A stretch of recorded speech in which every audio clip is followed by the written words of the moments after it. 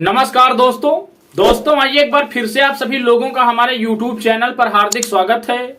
दोस्तों सीधी बात, नो बकवास, सीधे वीडियो में मैं आपको लेकर चलूंगा मुद्दों की ओर। साथियों, आपने मेरा थंबनेल देखा कि खजुराहो में बसपा की जीत पक्की, सपा प्रत्याशी ने दिया मायावती को समर्थन।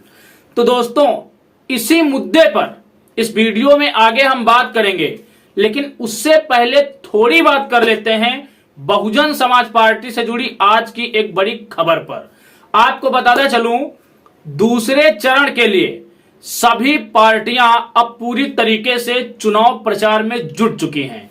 बीएसपी सुप्रीमो मायावती जी ने भी कल गाजियाबाद और अमरोहा में जनसभा को संबोधित कर गाजियाबाद और अमरोहा के प्रत्याशी के लिए वोट की अपील की। आपको बताता चलूं, आज फिर बीएसपी सुप्रीमो मायावती जी गौतम बुद्ध नगर और बुलंदशहर में अपनी बड़ी जनसभाओं को संबोधित करेंगी और बुलंदशहर से बसपा के प्रत्याशी गिरीश चंद्र जाटव, जो बहुजन समाज पार्टी के सिटिंग एमपी हैं और 2019 लोकसभा चुनाव में नगीना से जीते थे, उनके लिए जनसभा कर लोगों से वोट की अपील करेंगी। आपको बताता चलूं, बीएसपी सुप्रीमो मायावती जी की दूसरी रैली गौतम बुद्ध नगर में होगी।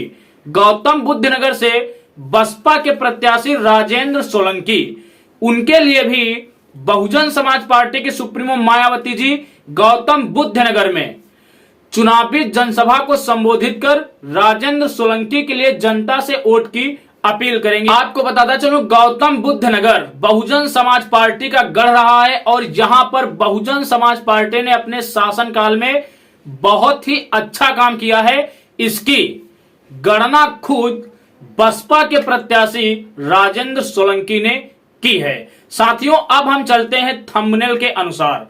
आपको बताता चलूं, मध्य प्रदेश की खजुराहो लोकसभा सीट, जहां पर यादव मतदाताओं की काफी ज्यादा बाहुल्यता है, इसी के चलते सपा और कांग्रेस के गठबंधन ने मध्य प्रदेश के अंदर समाजवादी पार्टी को खजुराहो की सीट सौंपी थी।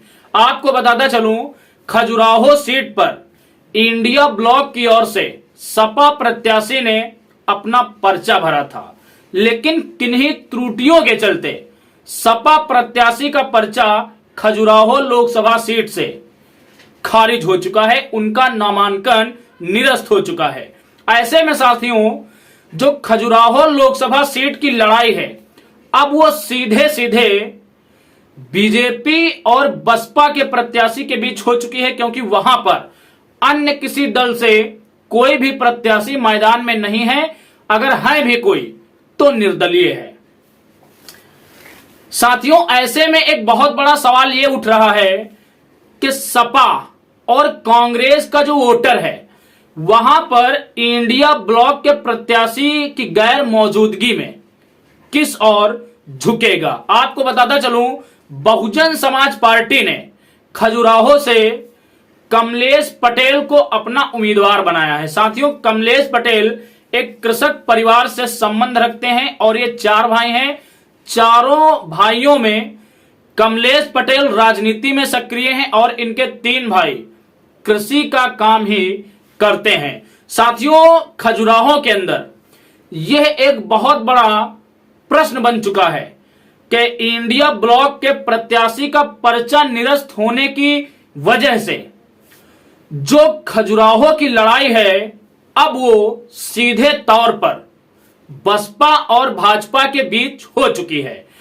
अब देखना यही है कि इंडिया ब्लॉक के प्रत्याशी की न होने की वजह से इंडिया ब्लॉक का जो वोटर है वो किस ओर अपना रुख करता है। अगर उसने बसपा की ओर रुख कर दिया तो आपको बताता चलूं, खजुराहो लोकसभा सीट से बहुजन समाज पार्टी के प्रत्याशी की जीत एकदम निश्चित है। आपको बताता चलूं, मध्य प्रदेश के अंदर बहुजन समाज पार्टी का प्रदर्शन काफी ज्यादा बेहतर रहा है। पूर्व में जो 2018 में विधानसभा चुनाव हुआ था, यहां पर बसपा ने 2 सीटें जीती थी। 2023 लोकसभा में यहां पर बसपा अपनी सीटें नहीं निकाल पाई, लेकिन एक अच्छा वोट प्रतिशत उसने जरूर हासिल किया। आपको बताता चलूं, एक अच्छे वोट प्रतिशत के साथ अगर इंडिया ब्लॉक का वोट बसपा को पड़ा तो बसपा का प्रत्याशी यहां पर भाजपा को एक कड़ी शिकस्त दे सकता है। और अब देखना यही है कि इंडिया ब्लॉक जो इस देश में संविधान को बचाने की बात करता है, क्या वो संविधान की सुरक्षा हेतु बसपा के प्रत्याशी को अपना समर्थन देता है।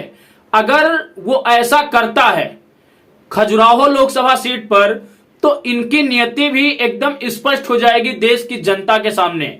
और अगर उन्होंने खुले तौर पर किसी दूसरे प्रत्याशी को समर्थन दिया जो बसपा के प्रत्याशी से कमजोर है, तो भी इनकी नियति साफ तौर पर स्पष्ट हो जाएगी कि ये लोग बीजेपी को नहीं बल्कि देश भारत के अंदर बसपा को हराना चाहते हैं। साथियों, कुछ भी हो, मध्य प्रदेश की आवाम भी अब पूरी तरीके से जागरूक हो चुकी है और उसको इस बात का भी आभास हो चुका है कि आने वाले समय में बीजेपी को इस देश के अंदर टक्कर कौन दे रहा है।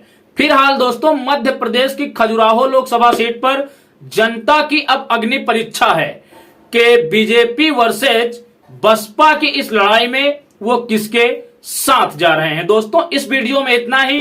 मिलेंगे एक अगले वीडियो में एक अगले मुद्दे के साथ। तब तक के लिए आप सभी को मेरा सादर जय भीम, जय भारत, जय संविधान।